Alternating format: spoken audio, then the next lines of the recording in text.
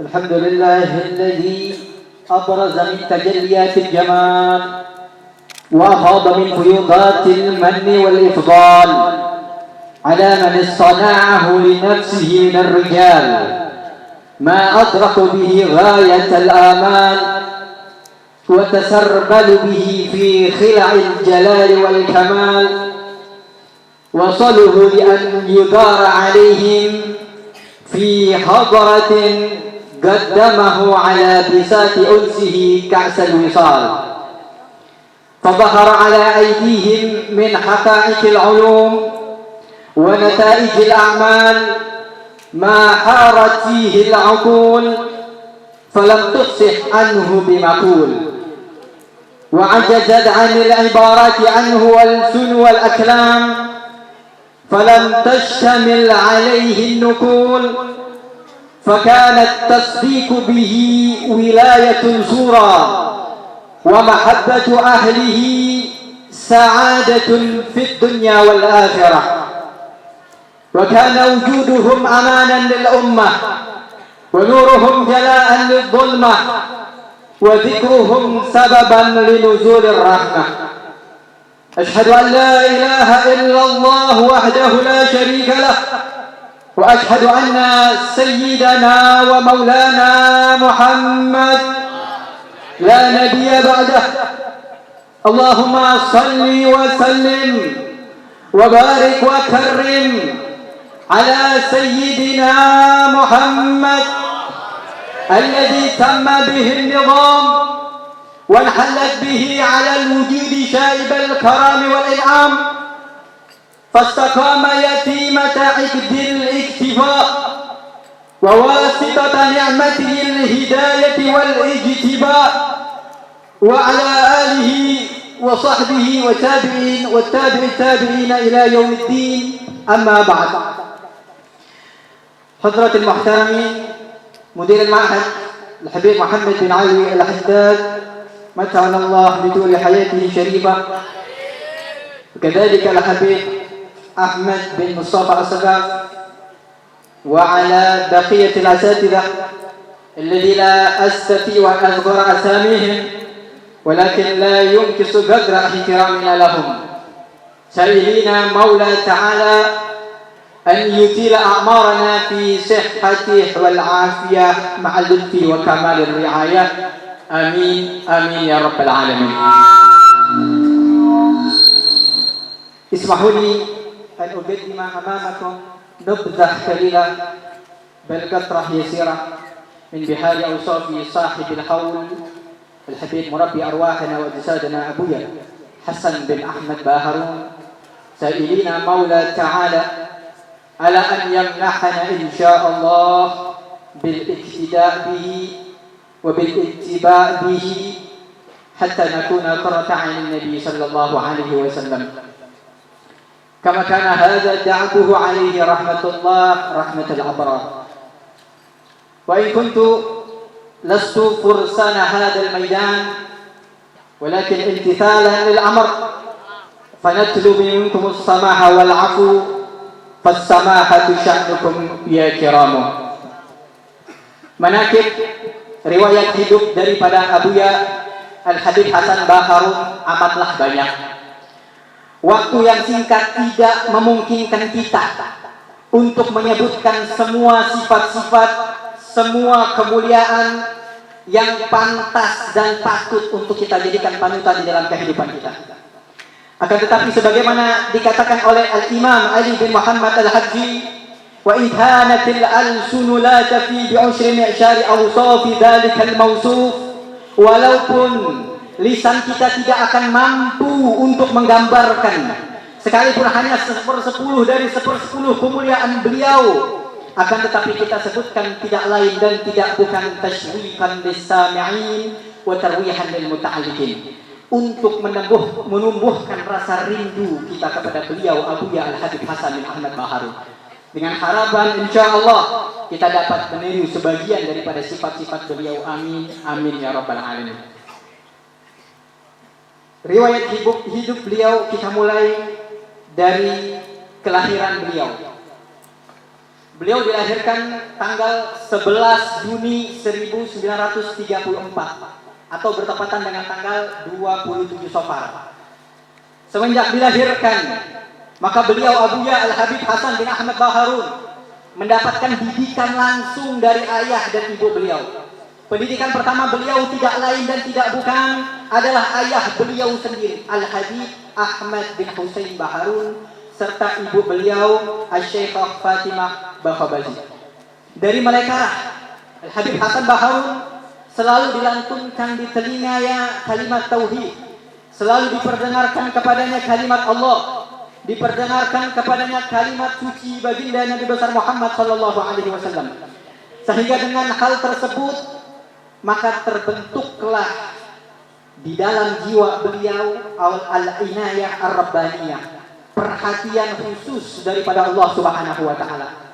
Maka dari orang tuanya terbentuk daripada benak Abuya Al-Habib Hasan bin Ahmad Baharun al-inayah ar-rabbaniyah tersebut yang menjadikan beliau semenjak kecil tidak tampak kecuali kegigihan, kegetolan beliau di dalam menuntut ilmu, dalam menuntut syariatnya baginda Nabi besar Muhammad sallallahu alaihi wasallam. Beliau dalam tarbiyahnya juga beliau berguru kepada kakeknya yang tidak lain adalah Asy-Syeikh Ahmad Bakhabazi, ulama tersohor khususnya di kota Madura, di desa Madura, ayah daripada ibunya Abuya Hasan. Beliau awal mulanya belajar di Madrasah Makarimil Akhlak. Di samping beliau menuntut ilmu syariat, menuntut ilmu agama, beliau juga menuntut ilmu umum. Beliau sekolah di sekolah rakyat, kalau sekarang SD sekarang. Beliau juga belajar di PGA, pendidikan guru agama. Beliau tempuh dalam waktu 4 tahun. Bahkan diceritakan ketika beliau belajar sering sekali beliau ditunjuk untuk menggantikan pengajar yang udur pada saat itu. Karena semuanya melihat bagaimana kapasitas daripada keilmuan Abuya Al-Habib Hasan bin Ahmad Baharun, maka mereka pun tidak ragu untuk menunjuk Al-Ustadz Hasan sebagai pengganti guru-guru yang udur, yang tidak hadir di madrasah tersebut. Kemudian beliau juga melanjutkan studinya ke Surabaya, di Semeak. Dan dalam menuntut ilmu, beliau juga menerapkan kegigihan di dalam berdakwah. Beliau tampakkan itu ketika beliau mengikuti PPI, Persatuan Pelajar Islam. Bahkan beliau diperhatikan secara khusus. Beliau pernah diutus untuk mengikuti muktamar dalam sekelas nasional yang didirikan pada waktu itu di Semarang. Dan beliau juga pernah menjadi ketua pandu Fatah Al-Islam di Sumeneb. Beliau juga pernah masuk di dalam partai NU yang saat itu partai masih bersih. Kemudian beliau juga termasuk anggota MUI, Majelis Ulama Indonesia. Bahkan di Pasuruan beliau sebagai ketua MUI sampai akhir hayat beliau masih dalam ketua MUI. Ini adalah tarbiyah atau pendidikan yang ditempuh oleh Al-Habib Hasan bin Ahmad Baharun. Di samping juga beliau berguru dengan kakeknya, beliau juga berguru dengan pamannya, yaitu Asy-Syeikh Utsman dan Asy-Syeikh Umar, putra dari Asy-Syeikh Ahmad Bakhabazi. Ketika beliau duduk di Surabaya, beliau juga melazimi salah satu daripada gurunya, yaitu Al-Habib Umar Ba'ajil, yaitu khusus dalam ilmu faraid. Bahkan kegigihan beliau di dalam menuntut ilmu, beliau tampakkan dengan tidak malu menuntut ilmu walaupun dengan orang yang lebih muda daripada beliau. Hal itu beliau tampakkan bagaimana ketika beliau berguru kepada Abuya As-Sayyid Muhammad bin Ali Al-Maliki, yang mana kita ketahui umur beliau lebih tua daripada Abuya Al-Musyrik Al-Habib Muhammad bin Ali Al-Maliki. Tapi untuk menuntut ilmu tidak ada batasan umur. Bahkan beliau jadikan As-Sayyid Muhammad bin Ali Al-Maliki adalah Al-Mustasyar, orang yang selalu beliau minta isyarahnya, orang yang selalu beliau ajak bermusyawarah dalam setiap gerak-gerik beliau. Tidaklah beliau mengajar ataupun membangun suatu tempat, menentukan sesuatu kecuali ketika mendapatkan arahan daripada gurunya Al-Musyrik As-Sayyid Muhammad bin Ali Al-Maliki Al-Hasani. Dan rihlah beliau merupakan sesuatu yang diwarisi daripada baginda Nabi besar Muhammad sallallahu alaihi wasallam. Sebagaimana kita tahu, Nabi Muhammad digambarkan oleh Allah Di dalam surat Al-Quraisy, li'ila fi Quraisy ila bihim rihlat asy-syita'i was-sayf, digambarkan bagaimana kebiasaan daripada moyang beliau, daripada datuk beliau Nabi besar Muhammad sallallahu alaihi wasallam adalah rihlah. Beliau sallallahu alaihi wasallam bepergian. Awal mulanya dengan paman beliau Abu Talib ke Syam. Lalu kemudian beliau juga berpergian sendiri. Dan itu juga Abuya Ustadz Hasan Baharun terapkan di dalam kehidupannya.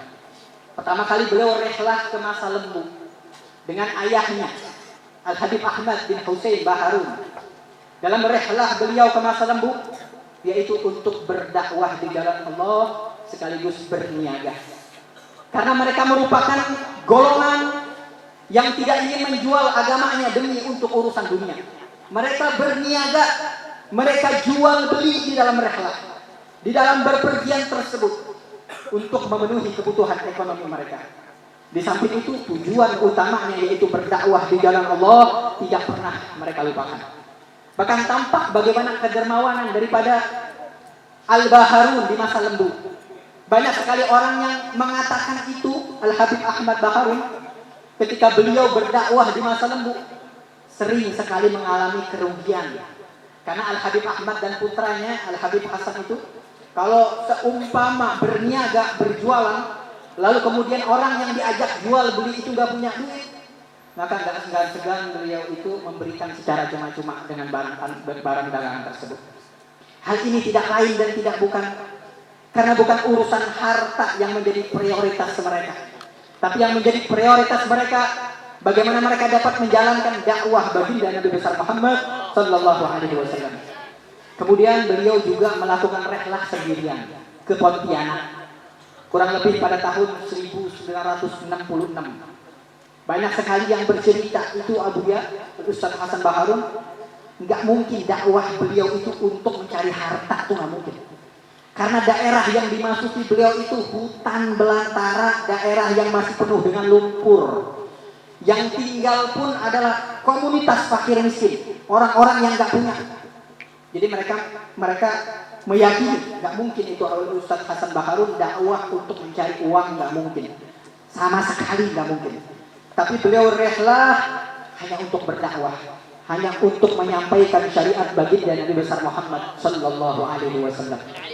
Bahkan di dalam dakwah beliau yang meminta beliau yang meminta ongkos, beliau tidak meminta ongkos. Bukan beliau yang mempersiapkan segala apapun, bukan beliau yang mempersiapkan apapun yang dibutuhkan. Bukan beliau yang meminta kepada mereka untuk hal itu semuanya, bukan. Tapi beliau mengeluarkan itu semua dari kantong beliau sendiri. Jadi beliau sendiri yang membelikan salon sehingga tidak ada orang-orang yang memiliki hajatan yang kerepotan karena beliau sudah mempersiapkan salon dan mic sendiri untuk berdakwah. Bahkan sangat getolnya beliau dalam memperhatikan syariat. Mereka mengatakan Ustadz Hasan itu dalam dakwanya selalu membawa kain. Untuk apa kain itu digunakan? Tidak lain dan tidak bukan adalah untuk menutup supaya tidak ada ikhtilaf, percampuran antara ikhwan dan akhwat. Supaya tidak terkumpul di situ antara laki-laki dan perempuan yang bukan mahram, sehingga bukannya malah turun rahmat Allah, akan tetapi turun daripada murka Allah Subhanahu wa taala. Oleh karena itu Abuya Ustadz Hasan selalu membawa kain di dalam dakwah beliau ini untuk memisahkan daripada perempuan dan laki-laki. Ini yang tampak dalam dakwah beliau ketika di Pontianak.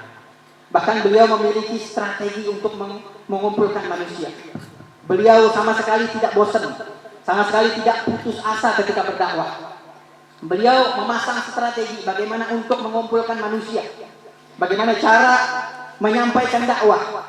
Maka beliau pun mempelajari satu keahlian, yaitu mencuci foto. Karena pada saat itu kalau orang mau bikin kartu identitas itu butuh foto. Jadi waktu itu orang yang bekerja jadi tukang foto, tukang cuci foto itu dicari di mana-mana, dicari sama orang. Lagi daerah-daerah pelosok itu dicari. Maka Abuya Al-Habib Hasan mempelajari.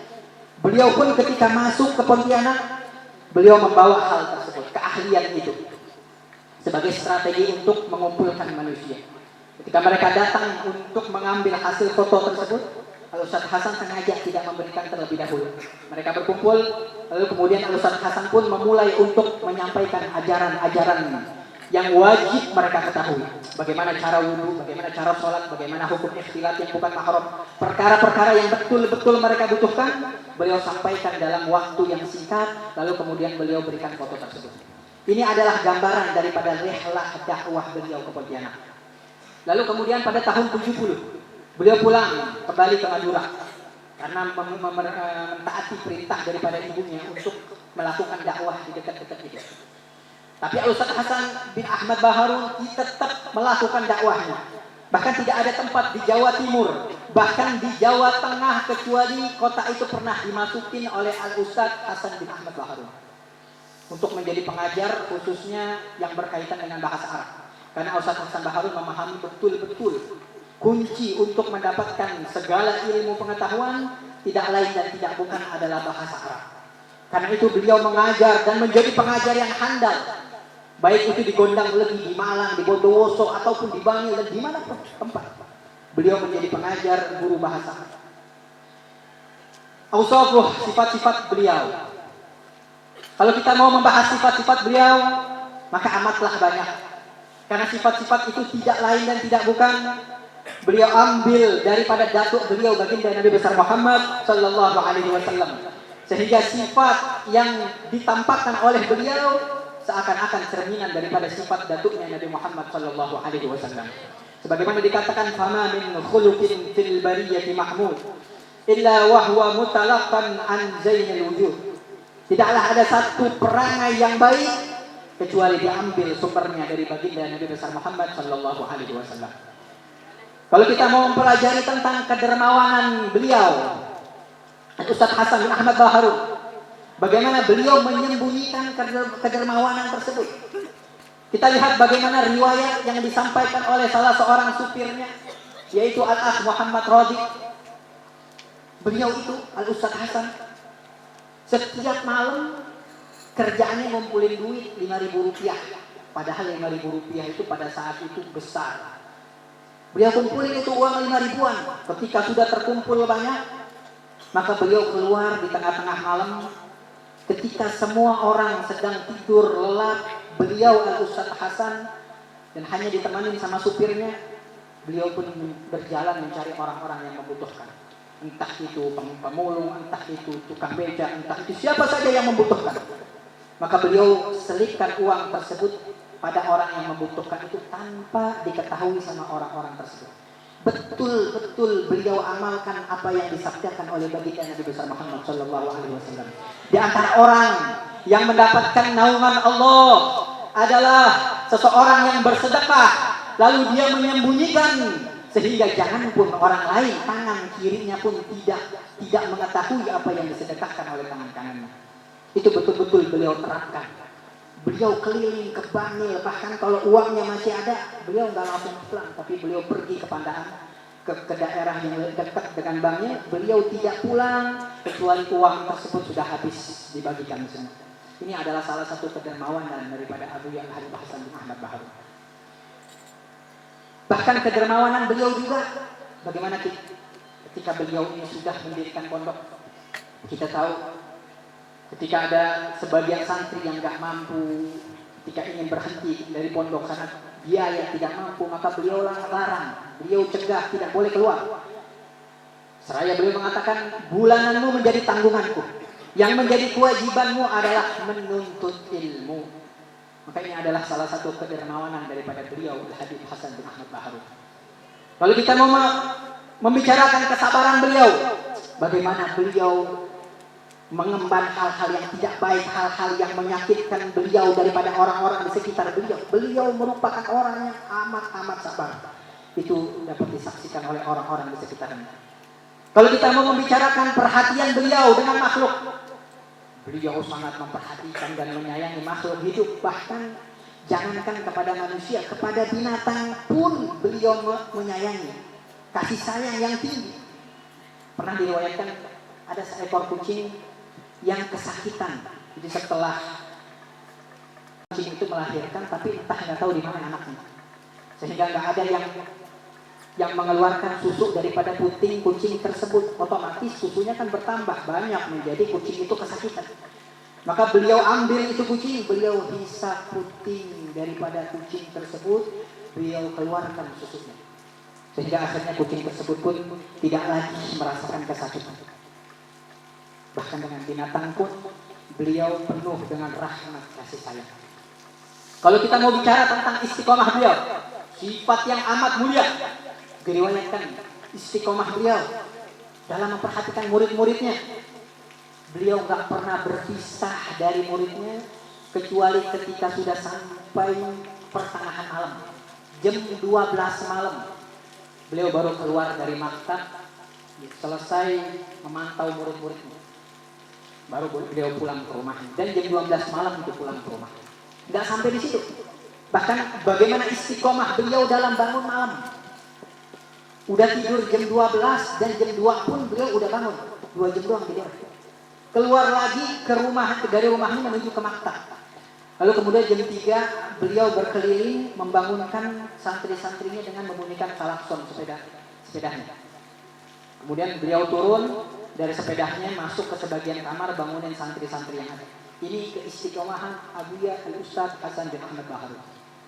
Bagaimana istiqomah beliau dalam berdakwah dan lain-lain, bahkan dalam membaca doa.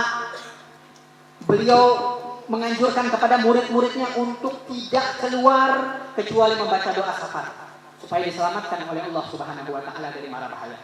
Bahkan beliau pun mengatakan, Ustaz, kata beliau, kalau keluar dari kantor mau ke rumah, Ustaz nggak pernah tinggal doa syafaat. Bahkan kadang-kadang motor udah sampai di depan rumah, doa syafaat belum selesai, tapi Ustaz sempurnakan. Ustaz selesaikan itu bacaan. Inilah sifat istiqomah beliau.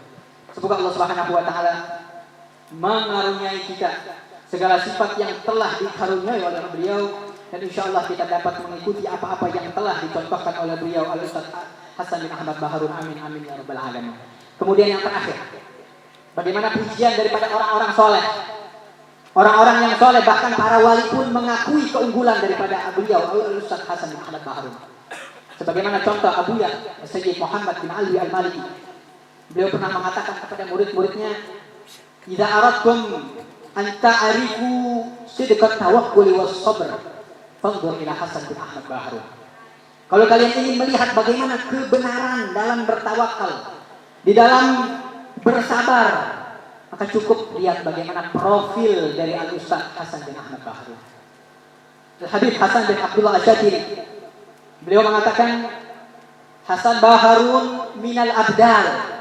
Al-Ustaz Hasan Baharun tidak lain dan tidak bukan kecuali beliau merupakan wali dari golongan abdal. Ketika dikatakan la ya'riful wali illal wali, maka kita meyakini bahwa guru kita Al-Ustaz Hasan bin Ahmad Baharun merupakan wali karena dengan kesaksian daripada kaum salihin, yaitu diantaranya Al-Habib Hasan bin Abdullah Asyadili. Kemudian Al-Habib Umar bin Muhammad bin Salim bin Hafid, ketika beliau berziarah ke Pondok Dalwa setelah wafatnya Al-Ustaz Hasan bin Ahmad Baharun, ketika berziarah ke makam Al-Ustaz Hasan, beliau mengatakan, sesungguhnya Al-Ustaz Hasan merupakan orang pertama yang membuka kembali hubungan antara Yaman dengan Indonesia. Jadi dahulu Yaman pernah tertutup pada zaman komunis. Setelah itu tidak ada lagi orang-orang yang belajar di Yaman. Siapa yang pertama kali membuka hubungan tersebut? Tidak lain dan tidak bukan, yaitu Abuya Al-Habib Hasan bin Ahmad Baharun. Menurut kesaksian dari Al-Habib Umar bin Muhammad bin Salim bin Hafid, dan diperkuat oleh rektor Universitas Al-Ahqaf, yaitu Al-Habib Abdullah Baharun, bahwasanya benar yang pertama kali membuka hubungan antara Yaman dengan Indonesia adalah beliau, Al-Ustaz Hasan bin Ahmad Baharun. Maka beliau pun mengatakan, tidaklah ada pahala yang diterima oleh santri-santri yang belajar di Yaman, di tempat manapun itu, mau di kota Tarim ataupun di luar kota Tarim, kecuali pasti pahalanya akan kembali kepada Al-Ustaz Hasan bin Ahmad Baharun. Kesaksian daripada sahabat karib beliau, yaitu Al-Habib Ahmad bin Husain As-Saqaf, beliau mengatakan bahwasanya Al-Ustaz Hasan bin Ahmad Baharun adalah putra terbaik Alawiyin pada masa ini. Beliau sampaikan itu di hadapan jenazah daripada Ustaz Hasan bin Ahmad Baharun ketika akan dikebumikan. Dan begitulah jalan hidup Habib Hasan Baharun, ringkasnya dengan musyawarah, dengan arahan dari Sayyid Muhammad bin Ali Al-Maliki pada tahun 81. Beliau memberanikan diri untuk membuka pondok di Bangil, dimulai dari rumah-rumah kontrakan yang saat itu mencapai 9 ataupun lebih rumah kontrakan buat pondok. Lalu kemudian pada tahun 83 atau 84 beliau pun dihibahkan tanah untuk dijadikan pondok, tidak lain dan tidak bukan dengan arahan daripada Sayyid Muhammad bin Ali Al-Maliki. Dakwah itu terus berlangsung sampai pada tepatnya tanggal 23 Mei tahun 1999 atau tanggal 8 Safar 1420 beliau pun memenuhi panggilan daripada Allah Subhanahu wa taala. Allah Subhanahu wa taala merindukan beliau, maka beliau pun memenuhi panggilan daripada Allah Subhanahu wa taala. Semoga apa yang kita dengar daripada riwayat beliau menumbuhkan semangat, menumbuhkan gairah yang tinggi untuk menjalankan syariat Nabi besar Muhammad sallallahu alaihi wasallam. Rabbi fanfa'na bi barakatihim wahdina al-husna bi hurmatihim wa amitna fi tariqatihim wa mu'afatin minal fitan. Assalamualaikum warahmatullahi wabarakatuh. Kita lanjut dengan pembacaan tahlil dan doa. الذي سيقوم بقراءتها الحبيب أحمد بن مصطفى السقاف. Yang mana dibacakan oleh Al-Habib Ahmad bin Mustafa As-Segaf. المكان والوقت مفوض إليه.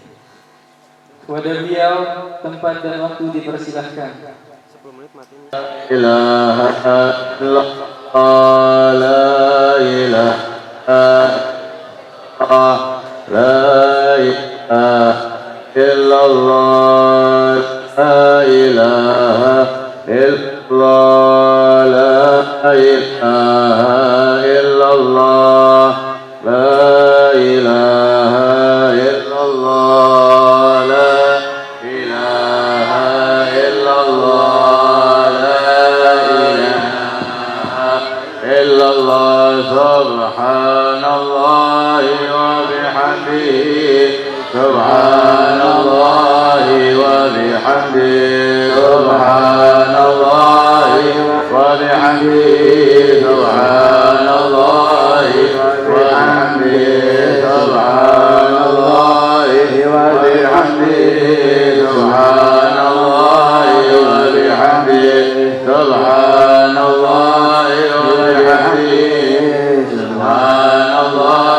وبحمده سبحان الله وبحمده سبحان الله وبحمده. اللهم صل على حبيبك سيدنا محمد وعلى آله وصحبه وسلم. اللهم صل على حبيبك سيدنا محمد آله وصحبه وسلم. اللهم صل على حبيبك سيدنا محمد وعلى آله وصحبه وسلم. اللهم صل على حبيبك سيدنا محمد وآله وصحبه وسلم. اللهم صل على حبيبك سيدنا محمد وعلى آله وصحبه وبارك وسلم. اللهم صل على حبيبك سيدنا محمد وعلى آله وصحبه وبارك وسلم. الفاتحة وآية الكرسي وثلاثا من كل هو الله أحد والمعوذتين إلى أرواح من استمعنا هنا من أجلهم وسببهم. الفاتحة. أعوذ بالله من الشيطان الرجيم. بسم الله الرحمن الرحيم. الحمد لله رب العالمين الرحمن الرحيم مالك يوم الدين. إياك نعبد وإياك نستعين. اهدنا الصراط المستقيم صراط الذين أنعمت عليهم غير المغضوب عليهم ولا الضالين. آمين. الله لا إله إلا هو الحي القيوم لا تأخذه سنة ولا نوم له ما في السماوات وما في الأرض. من ذا الذي يشفع عنده إلا بإذنه يعلم ما بين أيديهم وما خلفهم ولا يحيطون بشيء من علمه إلا بما شاء. وسع كرسيه السماوات والأرض ولا يؤوده حفظهما وهو العلي العظيم. بسم الله الرحمن الرحيم. قل هو الله أحد الله الصمد لم يلد ولم يولد ولم يكن له كفوا أحد. بسم الله الرحمن الرحيم. قل هو الله أحد الله الصمد لم يلد ولم يولد ولم يكن له كفوا أحد. بسم الله الرحمن الرحيم. قل هو الله أحد الله الصمد لم يلد ولم يولد ولم يكن له كفوا أحد. بسم الله الرحمن الرحيم. قل أعوذ برب الفلق من شر ما خلق ومن شر غاسق إذا وقب ومن شر النفاثات في العقد ومن شر حاسد إذا حسد. بسم الله الرحمن الرحيم. قل أعوذ برب الناس ملك الناس إله الناس من شر الوسواس الخناس الذي يوسوس في صدور الناس من الجنة والناس. الحمد لله رب العالمين. اللهم صل وسلم على سيدنا محمد وعلى آل سيدنا محمد. اللهم أسر بمحض فضلك وجودك وكرمك ثواب ما قرأناه من القرآن العظيم وما قلناه من قول لا إله إلا الله وما قلناه من قول سبحان الله وبحمده وما صليناه على حبيبك سيدنا محمد صلى الله عليه وسلم في هذا المجلس المبارك هدية واصلة ورحمة نازلة وبركة كاملة. نقدم ثواب ذلك إلى حضرة سيدنا وحبيبنا وشفيعنا وقرة أعيننا محمد صلى الله عليه وسلم. ثم إلى أرواح آبائه وإخوانه من الأنبياء المرسلين. ثم إلى أرواح كافة أصحاب سيدنا رسول الله أجمعين وأزواجه وذريته أجمعين، خصوصا منهم سيدنا الإمام المهاجر إلى الله أحمد بن عيسى، وسيدنا الفقيه المقدم محمد بن علي باعلي، وسيدنا الشيخ عبد الرحمن السقاف وأولاده، وسيدنا الإمام عبد الله بن أبي بكر العيدروس الأكبر وابنه الإمام أبي بكر العدني، وسيدنا الشيخ أبي بكر بن سالم وأخيه أكل بن سالم، وسيدنا الإمام أحمد بن محمد الحبشي صاحب الشعب، وسيدنا قطب الأنفاس الحبيب عمر بن عبد الرحمن العطاس، وسيدنا قطب الإرشاد وغوث العباد والبلاد الحبيب عبد الله بن علوي بن محمد الحداد، وسيدنا الإمام الحبيب علي بن محمد بن حسين الحبشي وأصولهم وفروعهم، ثم إلى أرواح أولياء الكون أجمعين، ثم إلى أرواح جميع مشايخنا في الدين، ثم إلى أرواح من استمعنا هنا من أجلهم وسببهم.